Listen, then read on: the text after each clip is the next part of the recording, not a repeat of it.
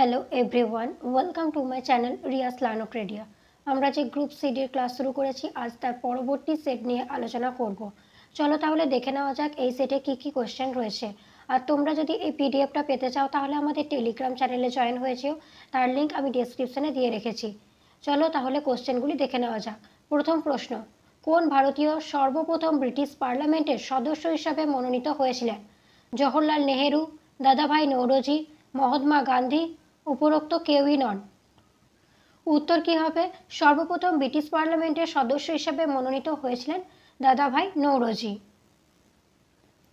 পরবর্তী প্রশ্ন, প্রথম ভারতীয় সংবাদ সংস্থা ছিল Indian review, free press of India, Hindustan review, associated press of India. উত্তর কি হবে? প্রথম ভারতীয় সংবাদ সংস্থা ছিল ফ্রি প্রেস অফ ইন্ডিয়া।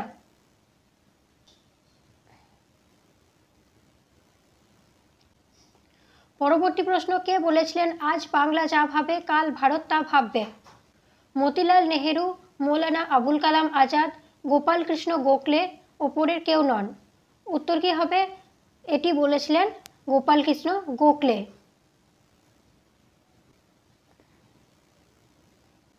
পরবর্তী প্রশ্ন, নিম্নলিখিতদের মধ্যে কে ঊনবিংশ শতাব্দীর দ্বিতীয়ার্ধে একটি জাতীয় সংবাদপত্র, একটি জাতীয় বিদ্যালয় এবং একটি জাতীয় ব্যায়ামাগার স্থাপন করেছিলেন? অপশনগুলো দেখো, যতীন্দ্রনাথ ঠাকুর, রাজনারায়ণ বসু, নবগোপাল মিত্র, সত্যেন্দ্রনাথ ঠাকুর। উত্তর কি হবে? উত্তর হবে নবগোপাল মিত্র।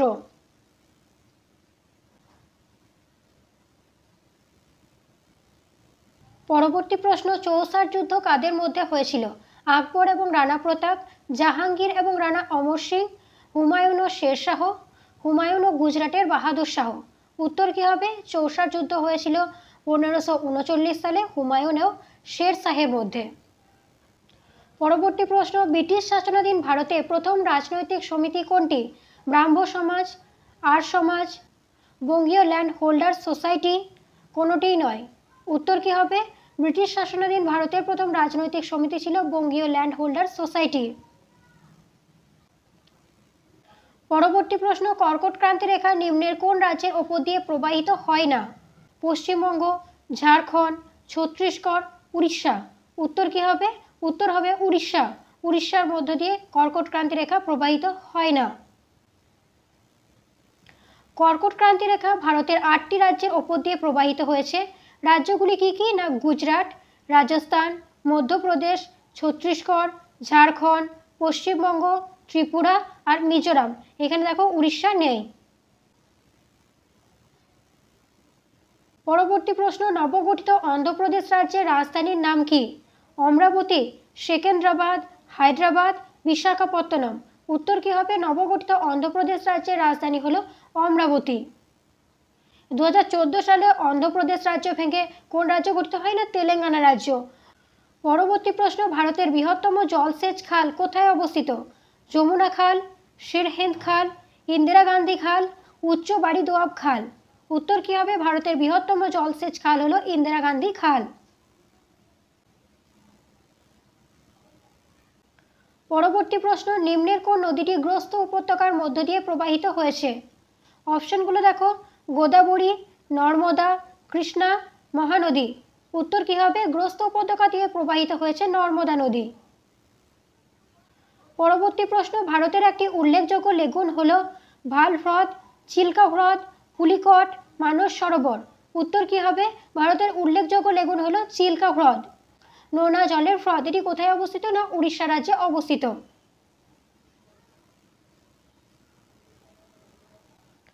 পরবর্তী প্রশ্ন, ভারতের সবুজ বিপ্লবের ফলে নিম্নলিখিত কোন শস্যের উৎপাদনের হার সর্বাধিক হয়? গম, ধান, তৈলবীজ, ভুট্টা। উত্তর কি হবে? উত্তর হবে গম।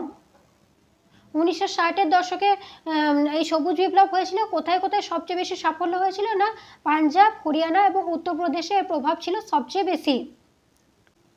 পরবর্তী প্রশ্ন, নিম্নলিখিত কোনটি পশ্চিমবঙ্গের প্রশাসনিক বিভাগের নাম নয়? মালদা, কলকাতা, বর্ধমান, জলপাইগুড়ি। উত্তর কি হবে? পশ্চিমবঙ্গের প্রশাসনিক বিভাগ নয় কলকাতা।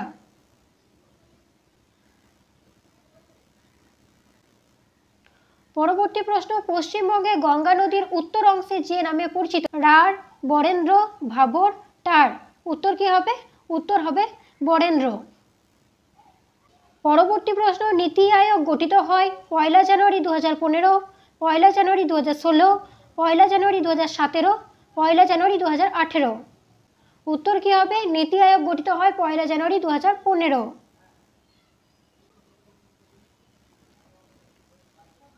পরবর্তী প্রশ্ন, এক্সিম ব্যাংক কোন ক্ষেত্রের জন্য কাজ করে?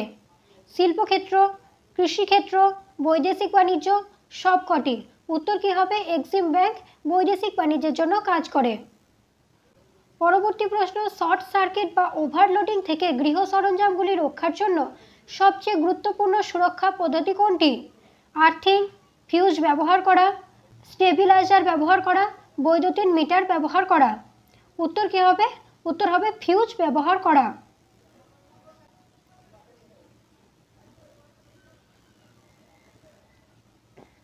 পরবর্তী প্রশ্ন, দণ্ড চুম্বক সম্পর্কে নিম্নলিখিত কোন বাক্যটি সঠিক? অপশনগুলো দেখো, অপশনগুলো আর পড়ছি না, তাহলে গোটাই গুলিয়ে যাবে।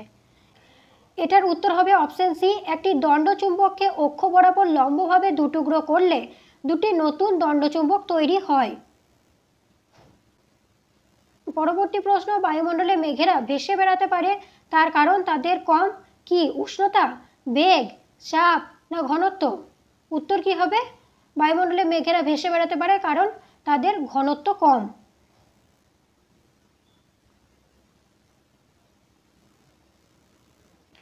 মেঘ মূলত হাজার হাজার সূক্ষ্ম জলের কণা বা বরফের স্ফটিকের সমষ্টি যা বাতাসের চেয়ে হালকা। এই কণাগুলির ঘনত্ব বায়ুর ঘনত্বের চেয়ে অনেক কম হয়। তারা বায়ুমণ্ডলের মধ্যে প্লাবমান অবস্থায় থাকে। ঠিক যেমন একটি কাঠের টুকরো জলের ওপর ভাসে, তেমনি মেঘের কণাগুলি বায়ুর মধ্যে ভেসে বেড়ায়।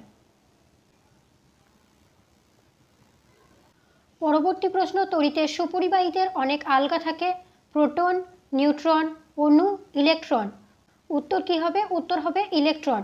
তড়িৎ সুপরিবাহীর অনেক আলগা ইলেকট্রন থাকে। পরবর্তী প্রশ্ন, পিতল কোন কোন ধাতুর সংকর ধাতু? তামা ও জিঙ্ক, তামা ও টিন, তামা, নিকেল ও জিঙ্ক, তামা, অ্যালুমিনিয়াম ও ম্যাগনেসিয়াম, উত্তর কি হবে? পিতল হলো তামা ও জিঙ্কের সংকর ধাতু।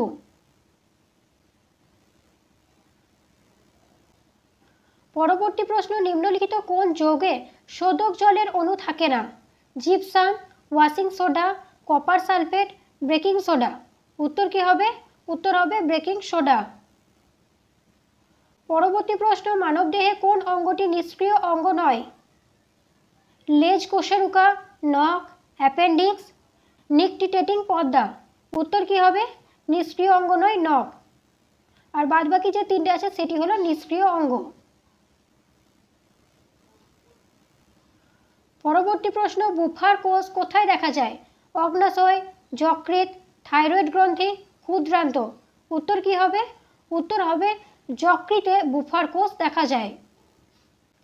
পরবর্তী প্রশ্ন, কোন পদার্থ সঞ্চিত হওয়ার ফলে পেশি ক্লান্তির উদ্ভব হয়? উত্তর কি হবে? উত্তর হবে ল্যাকটিক অ্যাসিড সঞ্চিত হওয়ার ফলে পেশি ক্লান্তির উদ্ভব হয়।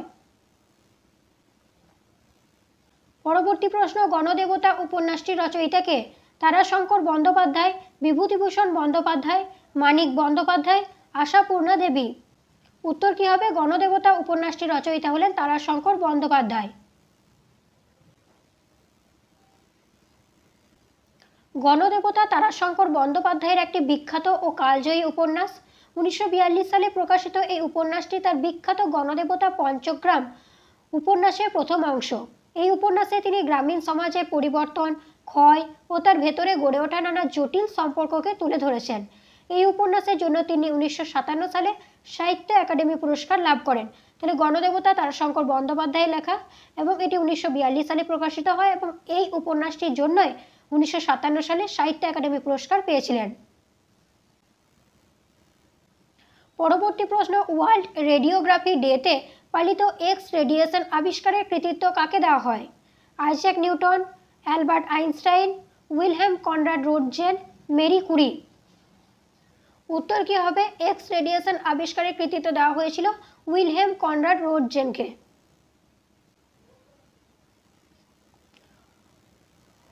উইলহেম কনরাড রোটজেন একজন জার্মান পদার্থবিজ্ঞানী ছিলেন। 1895 সালের 8ই নভেম্বর তিনি এক্স রে আবিষ্কার করেন। এই যুগান্তকারী আবিষ্কারের জন্য 1901 সালে তিনি পদার্থবিজ্ঞানে প্রথম নোবেল পুরস্কার লাভ করেন। তার এই আবিষ্কার চিকিৎসা বিজ্ঞান ও বিভিন্ন বৈজ্ঞানিক গবেষণায় এক নতুন দিগন্ত উন্মোচন করে। রোন্টজেনের সম্মানে অনেক সময় এক্স রেকে রোন্টজেন রশ্মি নামে অভিহিত করা হয়।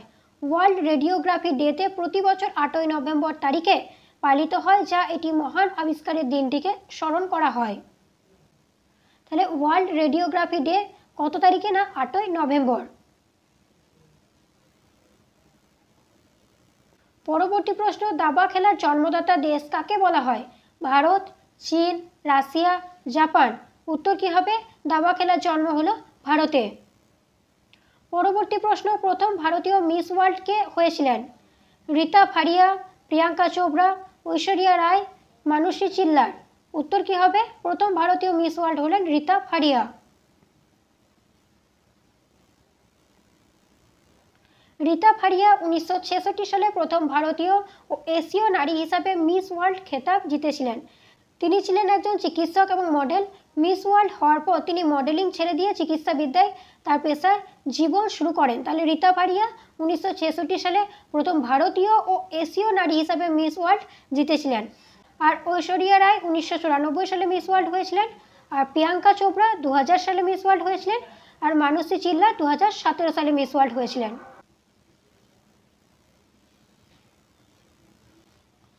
পরবর্তী প্রশ্ন, ধোঁয়াধার জলপ্রপাতটি কোন নদীতে অবস্থিত? নর্মদা, সুবর্ণরেখা, কাবেরী, শরাবতী। উত্তর কি হবে? ধোঁয়াধার জলপ্রপাত নর্মদা নদীতে অবস্থিত। আজকের সেটের শেষ প্রশ্ন হোমওয়ার্ক তোমাদের। সুইসাইড ব্যাগ বলা হয় গলগি বডিকে, মাইটোকন্ড্রিয়াকে, রাইবোজোমকে, লাইসোজোমকে। এই উত্তরটি তোমরা কমেন্টে জানিও। আর 30টি কোশ্চেনের মধ্যে কতগুলো পারলে যদি মিলিয়ে থাকো তাহলে সেটাও জানাতে পারো। ভিডিওটি ভালো লাগলে লাইক করো, শেয়ার করো, সাবস্ক্রাইব করো। চলো দেখা হচ্ছে অন্য কোনো সেট নিয়ে।